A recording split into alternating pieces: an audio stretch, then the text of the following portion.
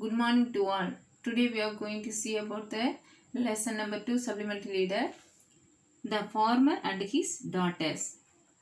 In the village of Manipuram, there lived a wealthy farmer. He had 3 daughters. All his daughters were married and living their life happily.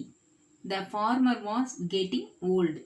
He wanted to distribute his wealth to his daughters, but he wanted to know what responsibility he could give to each of his daughters. He called all his daughters and gave each of them a bag of millet. He asked them to use grains in the best way possible and then come back to him after 1 year. In the village of Manipuram, there lived a wealthy farmer. மணிப்புரன்ற கிராமத்தில் செல்வந்தர் ஒரு வசதியான விவசாயி வாழ்ந்து வந்தார். He had 3 daughters. அவருக்கு 3 பெண் குழந்தைகள். All his daughters were married and living their life happily. 3 பெண் குழந்தைகளுக்கும் கல்யாணம் ஆயிடுச்சு. அவங்க ரொம்ப ஹாப்பிலியாக சந்தோஷமாக வாழ்கிறாங்க. The farmer was getting old. அந்த விவசாயிக்கு வயசாயிட்டே போகுது. He wanted to distribute his wealth to his daughter. அவர் நம்ம 3 பெண் குழந்தை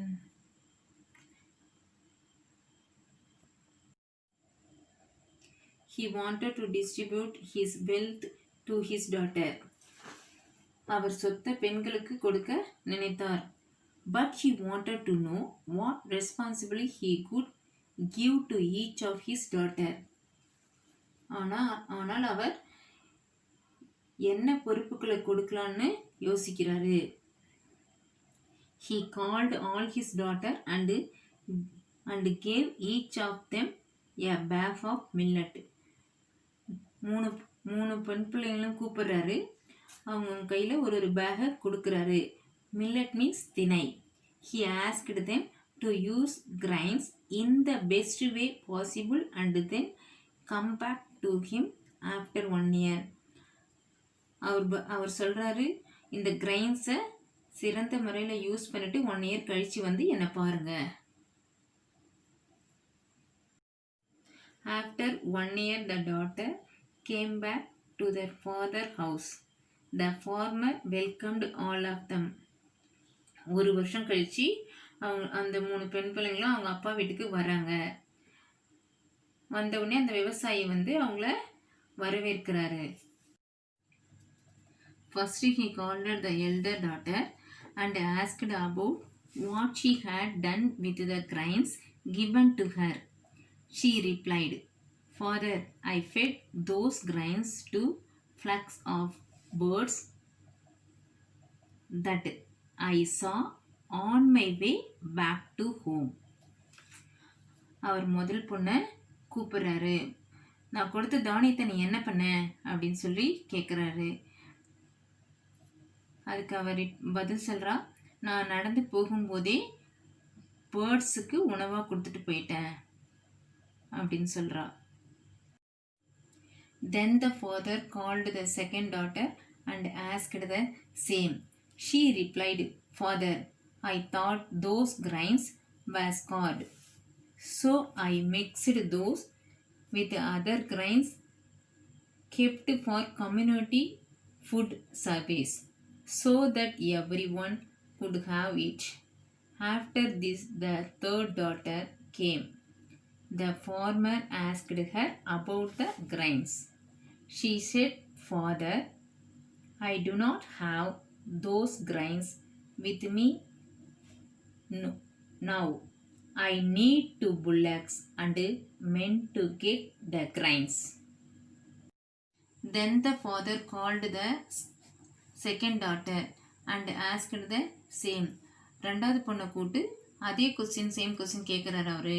She replied, "Father, I thought those grains were scarred."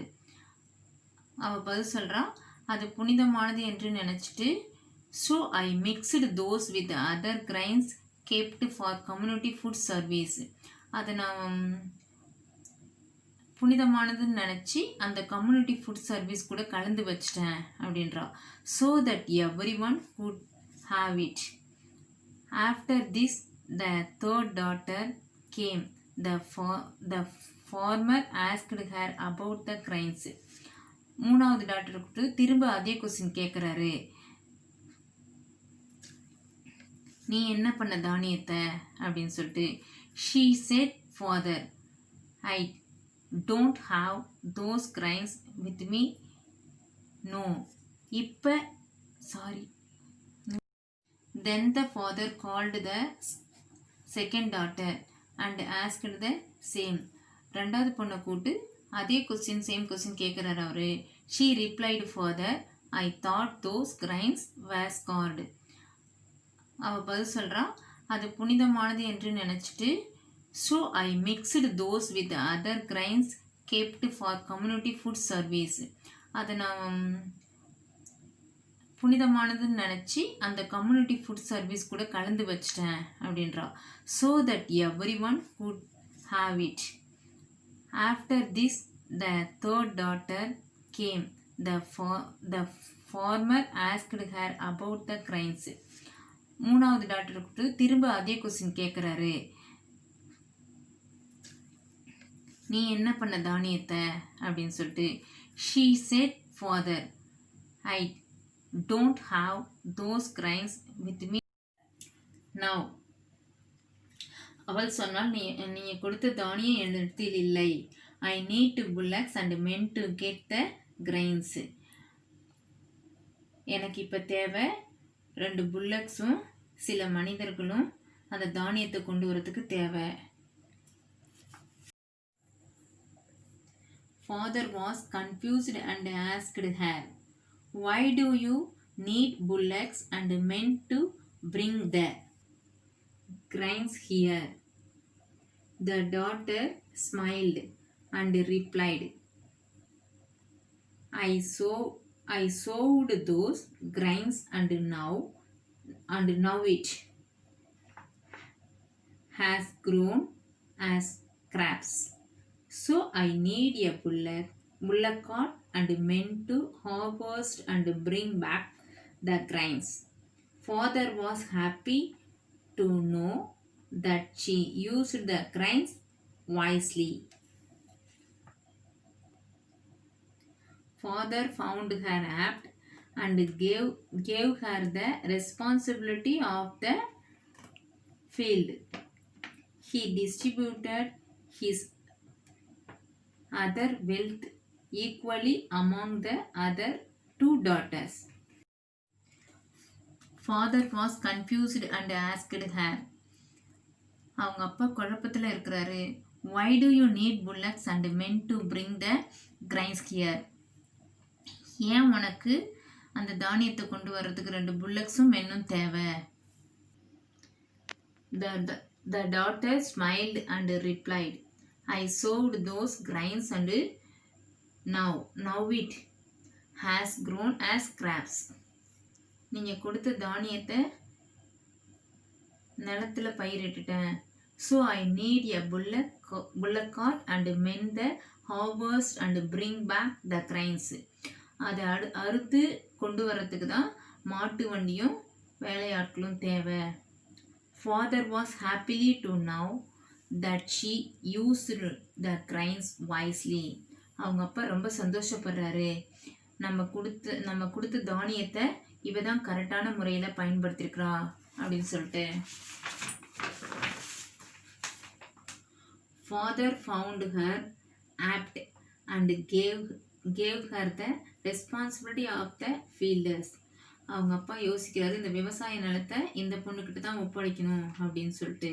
He distributed his other wealth equality among the other 2 daughters. மீதி இருக்கிற சொத்தை 2 பொண்ணுங்களுக்கு சமமாக பிரித்து கொடுத்துடலாம் அப்படின்ட்டு. Okay children,